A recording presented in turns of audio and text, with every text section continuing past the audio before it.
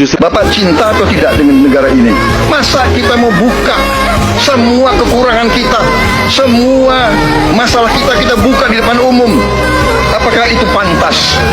Di negara yang baik, di negara maju, masalah rahasia ada, Profesor.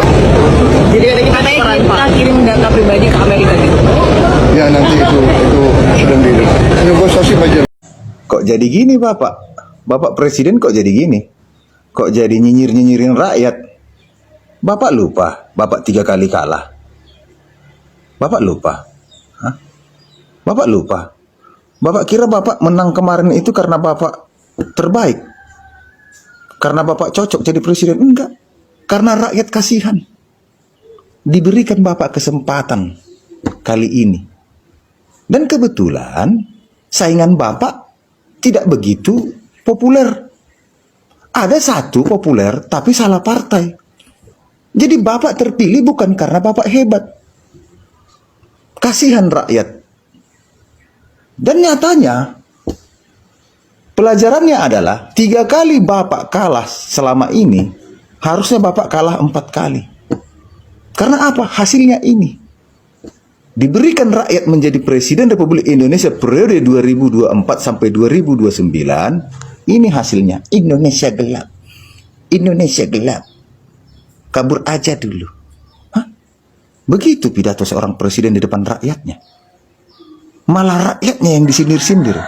Asal Bapak tahu, ya, rakyat ini mandi keringat cari makan dan hasil keringatnya dipajakin untuk menggaji Bapak, untuk memberi makan kucing Bapak, untuk memberi makan kuda-kuda Bapak, untuk memberi makan asisten-asisten Bapak, menteri-menteri Bapak, wamen-wamen yang Bapak pilih. Indonesia cerah. Indonesia cerah, bener Pak, bener, setuju 100%. Saya setuju, mendukung. Memang Indonesia cerah bagi para pejabatnya.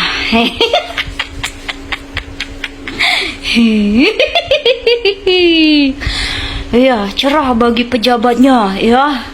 Apalagi yang gajinya baru dinaikin sama Bapak, ya. Yang baru dikasih fasilitas mobil, ya. Hampir 1 M. Dikasih rumah, ya. Dikasih rumah mahal para pejabatnya. Wow, amazing. Cerah buat para pejabatnya yang baru dilantik sama Bapak. Padahal nggak ngerti job desk-nya apa. Yang penting jadi menteri. Jadi sekretaris. Aduh. Pak, ya memang benar sih kata Bapak, Indonesia itu cerah. Indonesia nggak gelap kok, ya kan? Apalagi Bapak juga bilang katanya orang-orang yang mengkritik yang di podcast, orang yang mengkritik Bapak, mengkritik kebijakan Bapak itu mereka dibayar, katanya begitu. Katanya disetting gitu. Aduh Pak, ya ampun.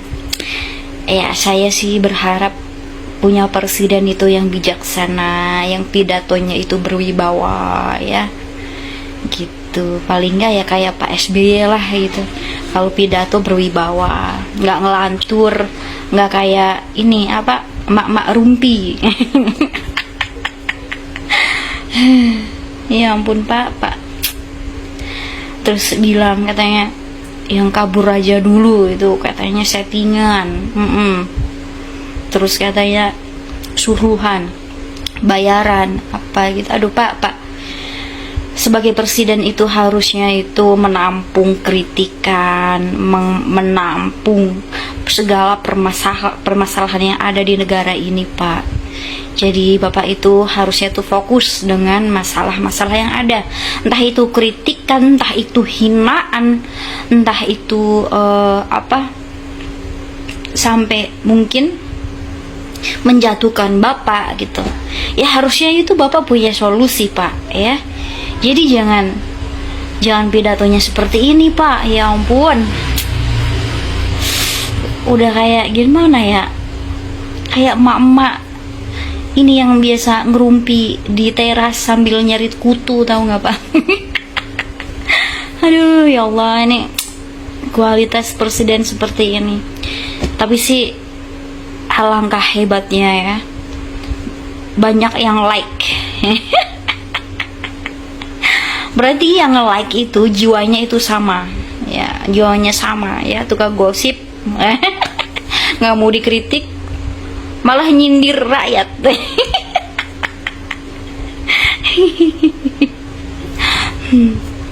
Bukannya rakyat yang nyindir presiden, tapi presidennya yang nyindir rakyat.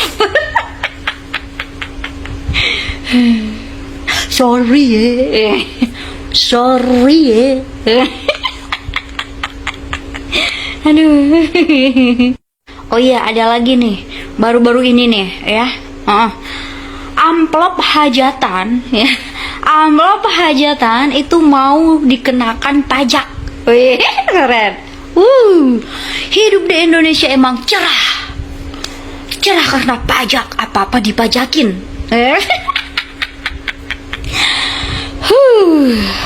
Selamatkan diri kalian masing-masing.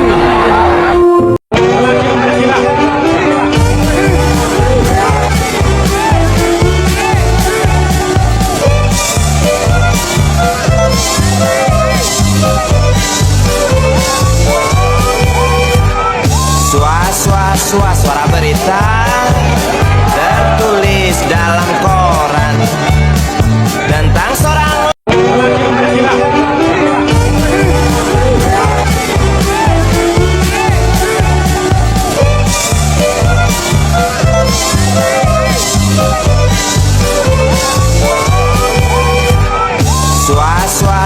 suara berita tertulis dalam koran tentang seorang. Nyatalah sudah, Prabowo adalah pengkhianat bangsa. Dia bukan saja tidak peduli akan kerusakan alam bumi pertiwi, tapi bahkan merelakan isi kekayaannya untuk dieksploitasi dan dikuras bangsa asing. Padahal amanat UUD 1945 pasal 33, bumi dan kekayaan alam Indonesia adalah hak milik rakyat. Atas pengkhianatan mencengangkan ini, Prabowo bukan saja layak dilengserkan, tapi harus diseret ke pengadilan. So we made a deal with Indonesia. I spoke to their really great president, very popular, very strong, smart, and we made the deal. We have full access to Indonesia, everything. As you know, Indonesia is very strong on copper, but we have full access to everything. We will pay no tariffs. So they are giving us access into Indonesia, which we never had. That's probably the biggest part of the deal. And the other part is they are going to pay 19%, and we are going to pay nothing. Kenapa 2030? Tanya saja sama Pak Prabowo. Beliau sudah menyampaikan dalam tahun 2019 bahwa Indonesia akan hilang tahun 2030. Saya bilang berarti beliau paham namanya Agenda 21. Apa yang beliau lihat karena beliau tahu gejalanya, atau beliau punya jaringan sehingga beliau punya banyak informasi mengenai planning itu. Tetapi saya tuangkan di dalam buku saya apa yang Tuhan bukakan. Saya bisa membagi 3 agenda politik global untuk mengendalikan semua negara yang di bawah United Nations. Agenda yang pertama adalah money, kedua power, ketiga control population. Nah, kita sekarang sudah ada di agenda ketiga, control population. Kenapa money? Money mereka udah kuasain, perbankan mereka kuasain, power mereka dapatkan karena permainan hutang, kita berhutang, sehingga dengan demikian kita menjadi kehilangan otoritas lagi untuk menentukan kemana arah bangsa, sehingga mereka masuk, mereka mendapatkan power dengan menyuruh atau menempatkan keinginan mereka dalam peraturan-peraturan lewat konstitusi yang dilegislasi di parlemen. Dan itu adalah cara untuk menekan bangsanya sendiri. Jadi mereka menggunakan tangan orang dalam. Mereka menyusup lewat sistem karena kita sudah kehilangan jati diri bangsa. Jati diri bangsa kita itu selalu bicara pagar, ada pagarnya. Kita harus jaga adabnya. Bangsa kita sedang digerus adabnya. Kita membiarkan infiltrasi asing masuk sebebas-bebasnya. Ada namanya pasar bebas. Hancurlah ekonomi bangsa karena di-create untuk dikuasai. Sementara kita tidak disiapkan untuk mampu menghadapi itu. 2030 Indonesia hilang. Ada apa di tahun 2030?